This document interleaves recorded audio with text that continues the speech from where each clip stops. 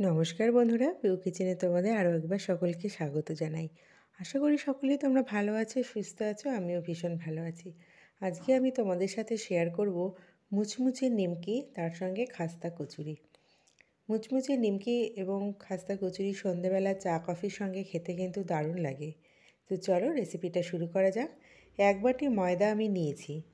1 বাটি ময়দার মধ্যে আমি এখন কিছু মশলা অ্যাড করব। এর মধ্যে আমি দিয়ে দেবো 1 চামচ মতো কালো জিরে।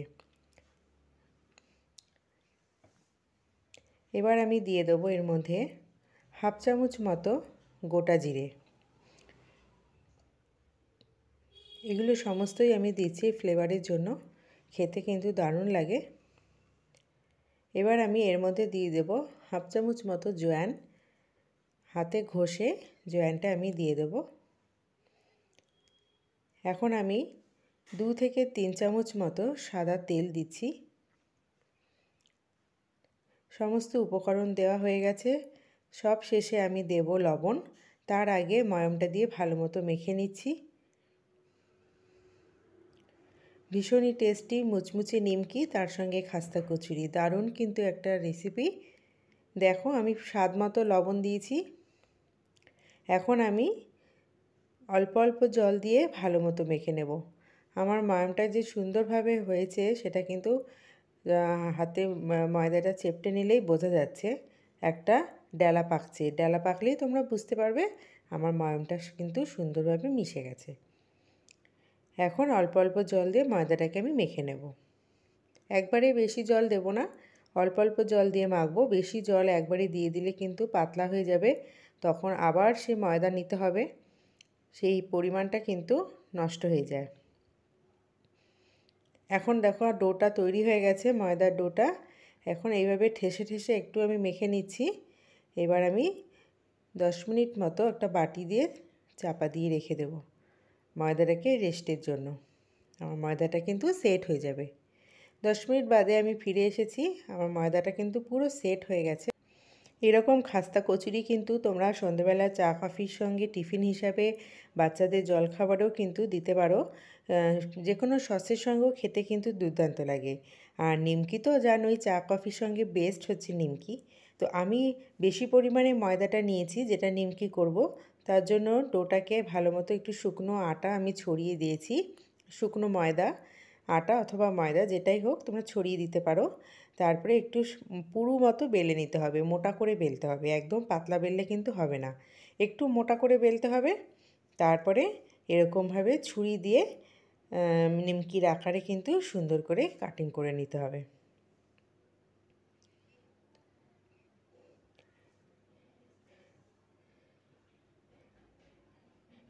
খুব আস্তে আস্তে এটা করতে হবে, কারণ সাবধানে যাতে হাত কেটে না যায়। ভীষণই সুস্বাদু এবং কালো জিরে, গোটা জিরে, জোয়ান ফোড়ন দেওয়াতে এর ফ্লেভারটা কিন্তু দুর্দান্ত এসেছে। মুখে দিলেই কিন্তু ফিনিশ হয়ে যাচ্ছে, এত সুন্দর নিমকি টেস্ট হয়েছে। আর তার সঙ্গে তো খাস্তা কচুরি আছেই। আমি খাস্তা কচুরির পরিমাণটা অল্পই করেছি, নিমকির পরিমাণটাই আমি বেশি করেছি। এখন দেখো যেরকম শেপ তোমরা চাও সেরকম শেপে ঘুরিয়ে তোমরা এটা কাটিং করতে পারো। তো আমি দেখে নিচ্ছি কিভাবে কাটিং করলে আমার ভালো লাগবে। আমি বেশি বড় বড় নিমকি করব না, একদম মাঝারি সাইজের নিমকিটা দোকানেও বিক্রি হয় দেখবে, সেই মিডিয়াম সাইজের নিমকিটাই কিন্তু আমি করছি।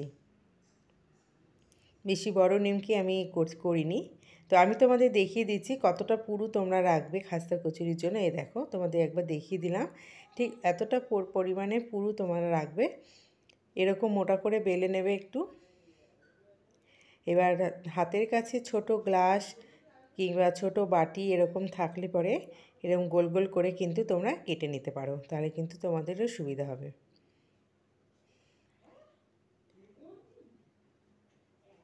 তো এরকমভাবেই আমি কেটে নিয়েছি। খুব সুন্দর হয়েছে কচুরিটা, খেতেও কিন্তু ভালো লেগেছে। এরপরে আমি যখন তোমাদের কাছে খাস্তা কচুরি রেসিপি নিয়ে আসবো, তার সঙ্গে খাস্তা কচুরির সাথে মানানসই একটা সুন্দর তরকারি রেসিপিও আমি নিয়ে আসবো। আজকে আমি তোমাদের সাথে শুধু খাস্তা কচুরি আর নিমকিটাই শেয়ার করলাম।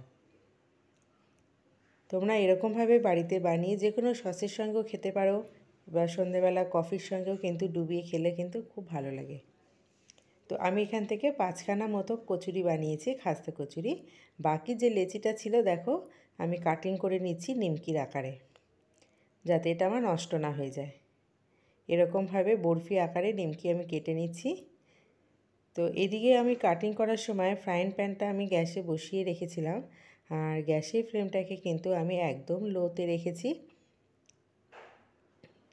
তো আমার কিন্তু এগুলো পুরো কাটিং রেডি হয়ে গেছে। তো চলো, তো ফ্রাইং প্যান দেখো আমি বসিয়ে রেখেছিলাম, এখন তেল দিয়েছি।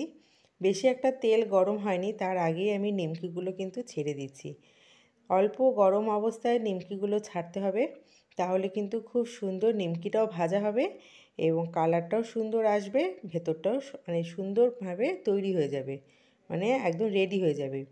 একদম গরম তেলে দিলে কি হবে, খুব তাড়াতাড়ি কালার ধরে নেবে, পুড়ে যাবে এবং ভেতরটা কাঁচা থেকে যাবে, সেটা একদমই ভালো লাগবে না, মুচমুচে ব্যাপারটা কিন্তু আসবে না। তাই মুচমুচে করতে হলে তোমাদের কিন্তু তেল একদম ঠান্ডা গরম, ঠান্ডা টু গরম, মানে বেশি গরমও না একদম ঠান্ডাও না, এরকম টেম্পারেচারে তোমাদের নিমকিগুলো ছাড়তে হবে। এবং খুব আস্তে আস্তে গ্যাসের ফ্লেমটা মিডিয়ামে রেখে নিমকিগুলো ভাজতে হবে। দেখবে খুব সুন্দর কালার আসবে আর ভেতরটাও সুন্দরভাবে তৈরি হয়ে গেছে এবং একদম কাঁচা ভাব থাকবে না, সুন্দর তৈরি নিমকি যেরকম হয় সেই রকম তৈরি হয়ে যাবে, আর খেতেও কিন্তু খুব মুচমুচে হবে। দেখো আমার নিমকিগুলো ঝরঝরে কী সুন্দর, একটার সাথে একটা কিন্তু লেগে নেই। দেখো কালারটা কি দুর্দান্ত এসেছে। আর আমি কিন্তু গ্যাসের ফ্লেমটাকে একদম মিডিয়ামে রেখে ভেজেছি। একটা আমি সার্ভ করবার জন্য ট্রে নিয়েছি, তার মধ্যে একটা আমি টিস্যু পেপার নিয়ে নিয়েছি, কারণ অনেক তেল থাকে, তো তেলটা আমাদের শরীরের পক্ষে অনেকেরই ক্ষতিকারক, তেল অনেকেই আমরা পছন্দ করি না। তো টিস্যু পেপার দিয়ে তার উপরে কিন্তু যে কোনো ভাজা জিনিস রাখলে তেলটা অ্যাবজর্ব হয়ে যায়। তো আমি কিন্তু নিমকিগুলো এইভাবেই সমস্তগুলো ভেজে নেব। এখন এই তেলের মধ্যে আমি দিয়ে দেবো কচুরিগুলো। আমি কিন্তু তেলটা একদম লোতে রেখেছি, গ্যাসের ফ্লেমটা লোতে রেখেই আমি কচুরিগুলো আস্তে আস্তে দিয়ে দিলাম। আস্তে আস্তে ভাজা হবে, খুব একটা তাড়াহুড়োর ব্যাপার নেই, হাতে সময় নিয়ে ব্যাপারটা করতে হবে। বেশি একটা তাড়াহুড়ো করলে কিন্তু জিনিসটা অতটা খেতে ভালো হবে না, পরিশ্রম হবে, বানাতে পরিশ্রম হবে কিন্তু খেতে অতটা ভালো হবে না। সেই জন্য হাতে সময় নিয়ে জিনিসটা শুরু করতে হবে। তো কচুরিগুলো এদিকে আস্তে আস্তে হচ্ছে, সাইডে আমার জায়গা ছিল, নিমকিগুলো দিয়ে দিয়েছি, আস্তে আস্তে নিমকিগুলো ভাজা হোক, দুটো একসঙ্গে হয়ে যাক। তো আজকে এই রেসিপিটা তোমাদের কেমন লাগলো বন্ধুরা, অবশ্যই কমেন্টস করে জানাবে। ভালো লাগলে লাইক করে দিও, কমেন্টস করে জানিও, আর বেশি বেশি করে শেয়ার করো। আর আমার চ্যানেলটিকে প্লিজ সাবস্ক্রাইব করে দিও, আর পাশে থাকা বেল আইকনটি কিন্তু প্রেস করতে ভুলো না, যাতে আমার নতুন নতুন ভিডিওগুলো সবার আগে তোমাদের কাছে পৌঁছে যেতে পারে। আমার কিন্তু নিমকিগুলো ভাজা হয়ে গেছে, আমার কচুরিগুলোও রেডি হয়ে গেছে, আমি কচুরিগুলো কিন্তু তুলে নিয়েছি। তো তোমাদের দেখিয়ে দিই আমার নিমকিগুলো কী সুন্দর কালার এসেছে এবং কতটা মুচমুচে হয়েছে। আর এদিকে আমার কচুরিও কিন্তু রেডি হয়ে গেছে। তোমাদের কেমন লাগলো তোমরা কিন্তু অবশ্যই কমেন্টস করে জানাবে। আমার কচুরিগুলো কতটা খাস্তা হয়েছে আমি তোমাদের দেখিয়ে দিচ্ছি। তো বন্ধুরা, তোমরা আমার সঙ্গে থাকার জন্য তোমাদেরকে জানাই অসংখ্য ধন্যবাদ, এবং আজকের রেসিপিটা আমি এখানে শেষ করলাম। আবার আসবো তোমাদের কাছে অন্য কোনো নতুন একটা রেসিপি নিয়ে। তোমরা ভালো থেকো, সুস্থ থেকো, আমার রেসিপি দেখতে থাকো। আজকের মতো টাটা।